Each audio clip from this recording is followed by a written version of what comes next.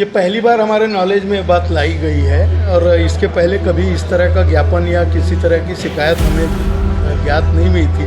अब अगर उन्होंने लिख के दिया है तो मैं इस पर निश्चित कार्रवाई करूँगा।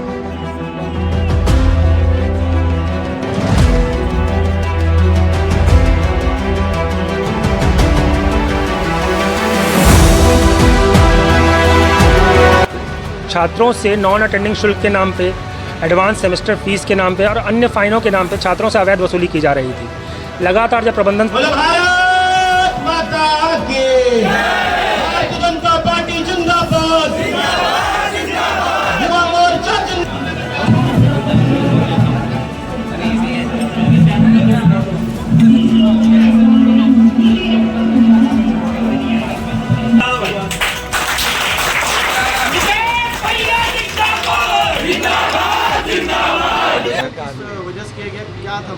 लगातार आ रही शिकायतों के माध्यम से छात्रों से नॉन अटेंडिंग शुल्क के नाम पे, एडवांस सेमेस्टर फीस के नाम पे और अन्य फाइनों के नाम पे छात्रों से अवैध वसूली की जा रही थी। लगातार जब प्रबंधन से शिकायत की जा रही थी तो प्रबंधन ने उसने भी कोई ठोस रवैया नहीं अपनाया। लगातार बात करने के पश्चात जब समस्या का निवारण नहीं हुआ तो उसके पश्चात भारतीय जनता युवा मोर्चा के कार्यकर्ताओं ने रुंगटा तकनीकी विश्वविद्यालय में महाविद्यालय में प्रदर्शन किया। क्या बात हुई अभी प्रबंधन से? प्रबंधन ने अपनी गलती स्वीकार की है और आने वाले समय में गलती की पुनरावृत्ति नहीं होने का आश्वासन दिया है। साथ ही साथ जिन बच्चों से अवैध शुल्क लिया गया है उन्हें तत्काल शुल्क वापसी के साथ साथ जिन फैकल्टीज़ ने शुल्क लिया उन्हें बर्खास्त करने की बात कही गई है। कितने फीस लिए होंगे?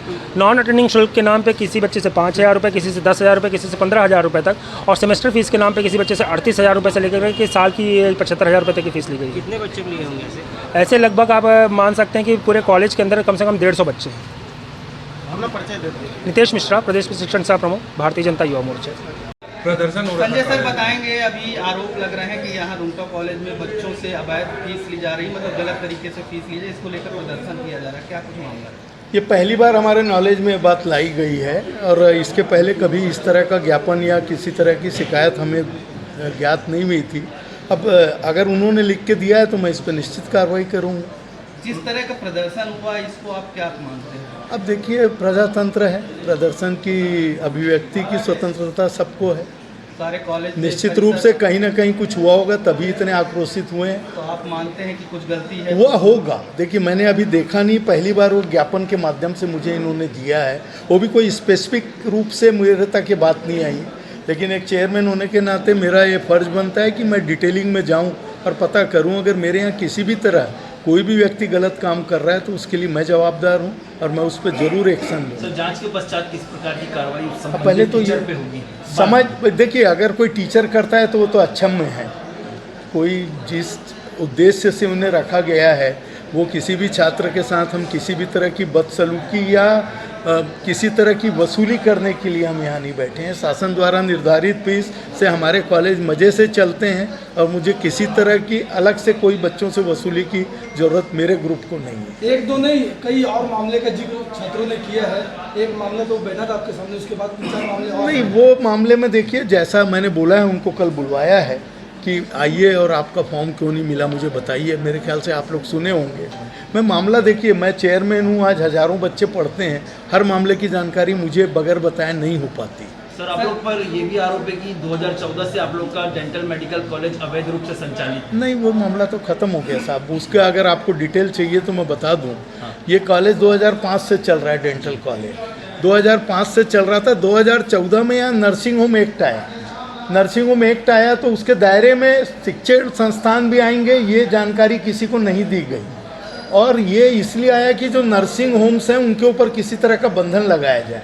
डेंटल कॉलेज को इंडिया गवर्नमेंट के द्वारा भी, स्वास्थ्य विभाग द्वारा हमारा संचालित है, डेंटल काउंसिल ऑफ इंडिया द्वारा भी संचालित है, छत्तीसगढ़ शासन के डायरेक्टर मेडिकल एजुकेशन द्वारा भी उनको परमिशन मिलता है, और जो Pandit Deendayal university medical university उनका भी होता है। तो हम तो चारों तरफ से बंधे हुए हैं और हमारा वो इतनी डिटेलिंग में जांच करते हैं कि नर्सिंग होम एक्ट में वैसे आना नहीं चाहिए, लेकिन फिर भी हमने अप्लाई कर दिया जिस दिन जानकारी में आया। साहब, अगर कोई नियम किसी ऐसे इंस्टीट्यूट पे लागू होता है जो ऑलरेडी चल रहा है, तो जब तक शासन से, और मैं बताऊं गवर्नमेंट डेंटल कॉलेज को भी नर्सिंग होम एक्ट में रजिस्टर्ड नहीं है। छत्तीसगढ़ का एक भी डेंटल कॉलेज रजिस्टर्ड नहीं था। अभी जानकारी हुई, सबने करा लिया साहब। एक छोटा सा डॉक्टर जब करा लेता है तो कॉलेज वाला क्यों नहीं तो जो कराएगा? कार्रवाई हुई थी उस कार्रवाई को किस रूप में देखते हैं आप? नहीं, मैं तो ये जानूंगा कि अच्छा है उन्होंने हमें बता दिया सर, तो आप लोगों ने अब रजिस्टर्ड करवा तो लिया। करवा लिया, वो सब जवाब दे दिया। जन दर्शन में आप लोगों के खिलाफ एक जन ने शिकायत किया था कि गलत इलाज को लेकर किसी व्यक्ति ने आवेदन दिया। मैं बताऊं सब रोज के 350 लोग इलाज करवाते हैं एवरेज में, हो सकता है किसी को तकलीफ हुई हो तो वो डॉक्टर उसका जवाब देगा। सर हमने भी डीन से आपके बात करने की कोशिश की और एक बार उन्होंने फ़ोन उठाया, उसके बाद हमें उचित जवाब नहीं मिला, जिसके कारण हम ही आपको दोषी सोच रहे थे, क्योंकि अगर आपने जैसा जवाब दिया देखिए हमें- साहब, अगर कोई जवाब नहीं देता है तो ये गलत है। हर जवाबदार पद में बैठे व्यक्ति को जवाब तो देना होगा, जवाबदेही बनती है। रुंगटा सर, आप काफ़ी सुलझे हुए इंसान हैं। इससे पहले आपके स्कूल में यौन शोषण वाला मामला आया जी। था और अब आज ये मामला होता है, तो प्रबंधन मीडिया को जांच और जांच रिपोर्ट के बारे में स्पष्ट क्यों नहीं करता? क्या हम ये एश्योर करें कि ये मामले में आप मीडिया के सामने आकर बताएंगे कि क्या कुछ हुआ और क्या क्यों नहीं कार्रवाई बताएंगे साहब? अगर आप मुझसे पूछने आएंगे, देखिए मैं मीडिया के पास जाके हर चीज़ की जानकारी नहीं दे सकता। अगर कोई जानना चाहे तो मैं निश्चित रूप से, मेरे फ़ोन हरदम उठते हैं, ऐसा कोई व्यक्ति नहीं होगा जो बोले मैंने आपको फ़ोन किया था और आपने बात नहीं की। अब मेरे स्टाफ में करीब करीब 1000 लोग काम करते हैं साहब। अगर कोई व्यक्ति आपका फ़ोन नहीं उठाता या प्रॉपर जवाब नहीं देता, अगर उसकी सूचना मेरे तक आएगी तो निश्चित रूप से मैं ये सुनिश्चित करूँगा कि जवाब दे।